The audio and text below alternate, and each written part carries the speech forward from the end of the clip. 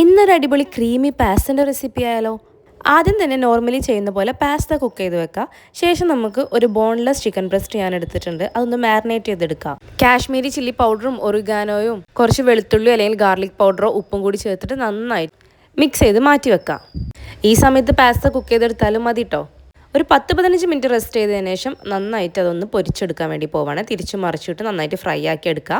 അതേസമയം വേറൊരു പാനിലേക്ക് കുറച്ച് ഓയിലും 2 ടേബിൾ സ്പൂൺ ബട്ടറും ഒരു സവാള പൊടിയായി എരിഞ്ഞത് 5-6 വെളുത്തുള്ളി ഇവ ചേർത്ത് ആവശ്യത്തിന് ഉപ്പും കൂടി ചേർത്ത് നന്നായിട്ട് വഴറ്റിയെടുക്കുക. വഴണ്ട് വന്നാൽ ഒരു തക്കാളി പേസ്റ്റ് ആക്കിയതും ചെറിയൊരു ക്യാപ്സിക്കം ചെറുതാക്കി നുറുക്കിയതും ചേർത്ത് അതും കൂടി ഒന്ന് മിക്സ് ആക്കി എടുക്കുക. ശേഷം നമുക്ക് കുറച്ച് സ്പൈസ് പൗഡേഴ്സ് ആഡ് ചെയ്യാം.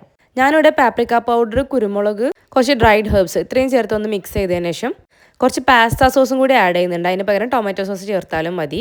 ഇനി ഈ ഒരു ക്രീമി പാസ്ത ക്രീമി ആക്കാൻ വേണ്ടിയിട്ട് 1/2 കപ്പ് ഫ്രഷ് ക്രീമാണ് ചേർത്ത് കൊടുത്തത് കേട്ടോ. അത് നന്നായിട്ട് മിക്സ് ചെയ്തതിന് ശേഷം ഒരു തിക്ക് ഗ്രേവിക്കായിട്ട് നല്ല തിളച്ച വെള്ളമോ അല്ലെങ്കിൽ പാസ്ത കുക്ക് ചെയ്ത ബാക്കി വെള്ളമോ ചേർക്കാം.